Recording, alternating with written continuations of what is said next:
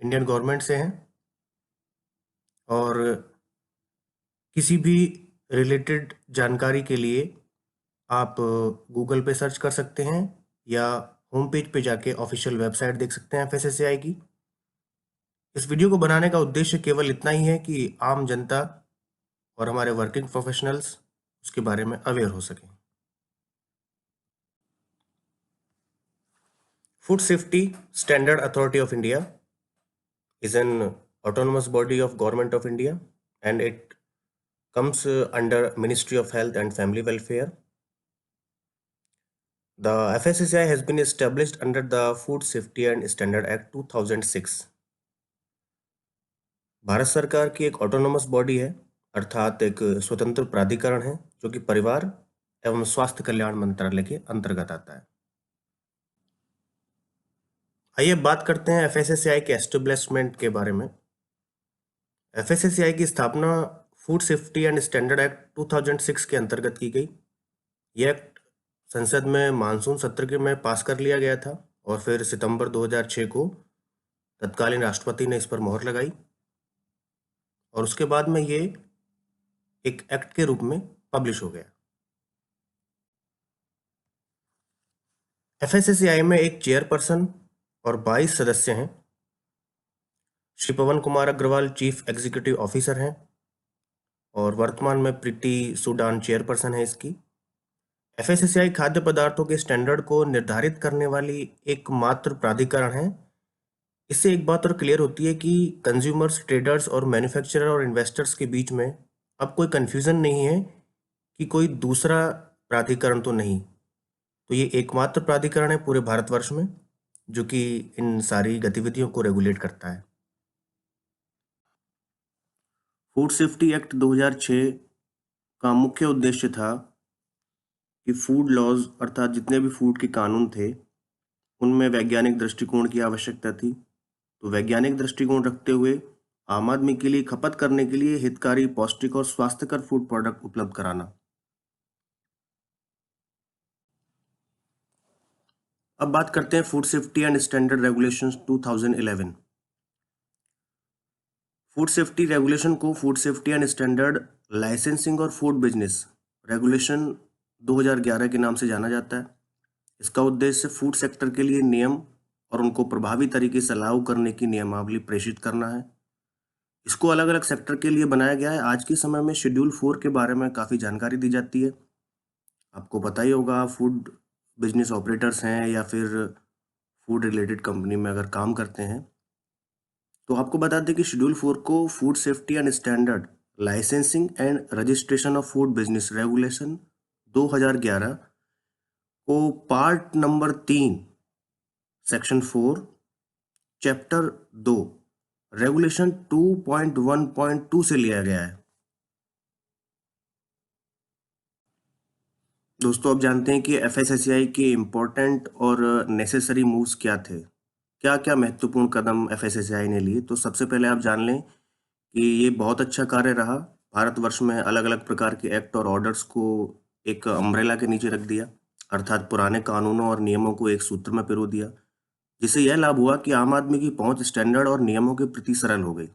अब corporate businessman और को अलग अलग दरवाजे नहीं खटखटाने पड़े, बल्कि उनका कार्य एक ही अथॉरिटी से होना प्रारंभ हो गया था। Food safety authority of India ने किन किन एक्ट और किन किन ऑर्डर्स को अपने अंदर समाहित किया वो आप जान लें।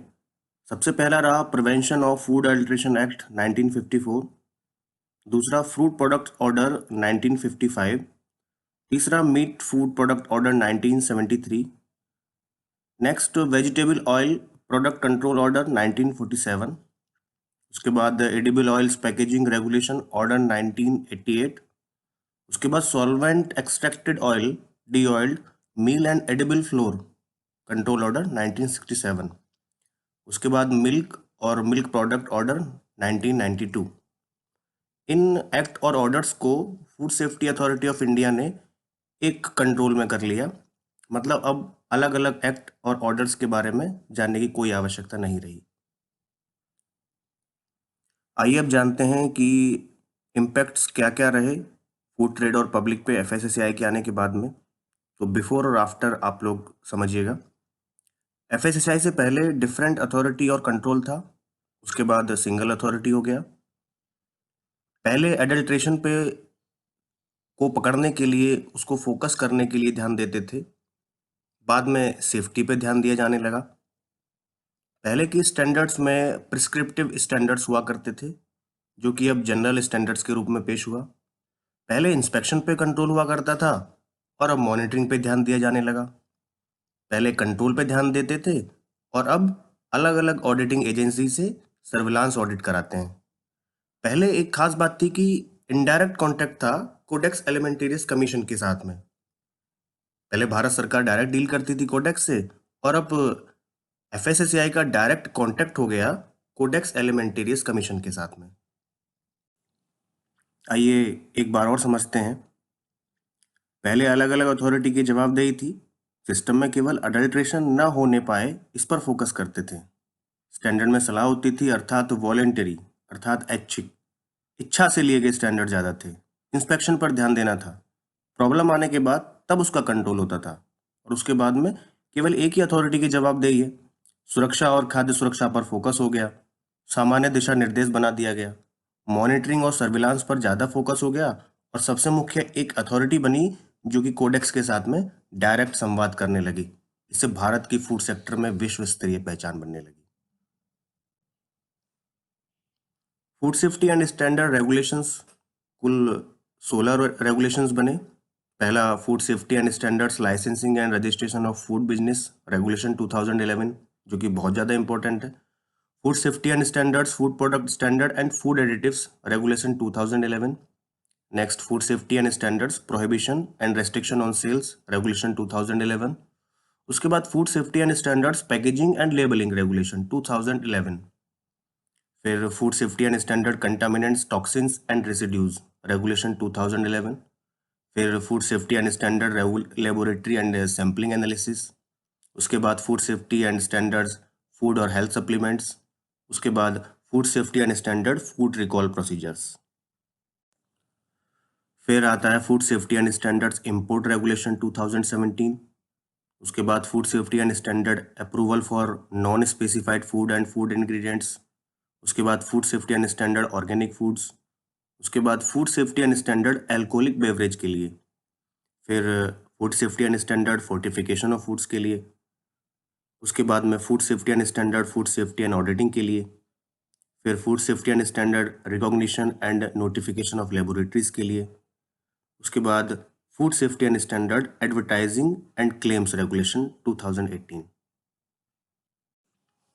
टॉपिक काफ़ी बड़ा है, इसलिए आज हम food safety and standard licensing and registration of food business regulation 2011 part 3 section 4 की ही बात करेंगे। खाद्य सुरक्षा और मानक लाइसेंसिंग एवं रजिस्ट्रेशन ऑफ फूड बिजनेस अधिनियम 2011। तो इसको जानने के लिए हम प्रयास करेंगे, हम चाहेंगे कि शेड्यूल 4 को जानने से पहले आप इसके सीक्वेंस को भी जानें, जो कि बहुत ज़्यादा आवश्यक है। और शेड्यूल 4 का चर्चा में ही रहता है शेड्यूल 4 अक्सर, कि उसके रिलेटेड एस्पेक्ट्स को कंपनियां किस तरह से पूरा करती हैं। अब थोड़ा ब्रीफ करते हैं इसके चैप्टर्स और फंक्शन के बारे में। इसमें कुल मिला के 2 चैप्टर हैं। चैप्टर नंबर 1 हमें जनरल मीन्स और टाइटल्स और कमेंसमेंट्स की जानकारी देता है। चैप्टर 2 हमारे लिए बहुत आवश्यक है। इसमें registration and licensing of food business के बारे में बात करेंगे। इसमें registration of petty food business के बारे में बात होगी। इसमें लाइसेंस ऑफ फूड बिजनेस के बारे में बात होगी। तो हमारा जो बेसिक फोकस रहेगा वो चैप्टर नंबर 2 पे रहेगा। आइए अब जानते हैं शेड्यूल्स के बारे में। शेड्यूल्स अर्थात अनुसूची, इसमें टोटल 4 शेड्यूल हैं। शेड्यूल नंबर 1 में list of food business falling under the purview of central licensing authority के बारे में बात होती है। शेड्यूल नंबर 2 में एप्लीकेशन फॉर रजिस्ट्रेशन और renewal process of registration under FSSA act 2006। Schedule number 3 में फी फॉर ग्रांट और रिन्यूअल ऑफ लाइसेंस के बारे में बात होती है, और सबसे ज़्यादा आवश्यक फूड बिजनेस ऑपरेटर्स के लिए और फूड प्रोफेशनल्स के लिए शेड्यूल नंबर 4, जिसमें general hygiene and sanitary practices के बारे में बात होती है। अब हम आगे की स्लाइड्स में जो मूव करेंगे तो आप समझेंगे कि कंप्लीट शेड्यूल 4 की जानकारी हमने दी है। Schedule 4 is in 4 parts.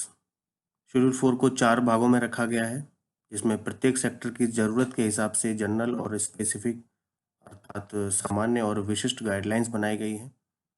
और इसमें इन सब गाइडलाइंस में हाइजीन और सैनिटरी प्रैक्टिसेस के बारे में बात की जाती है।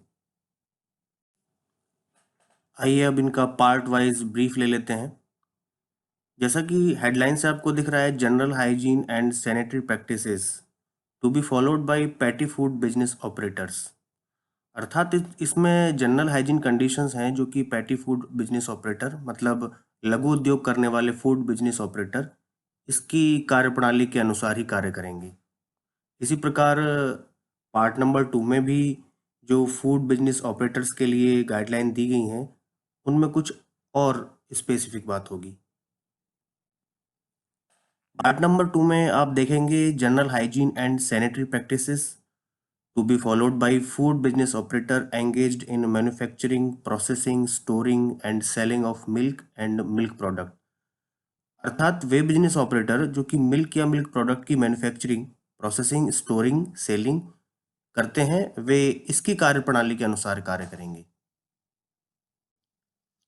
पार्ट नंबर 3 में बात होगी specific hygiene and sanitary practices to be followed by food business operator engaged in manufacturing, processing, storing and selling meat and meat product।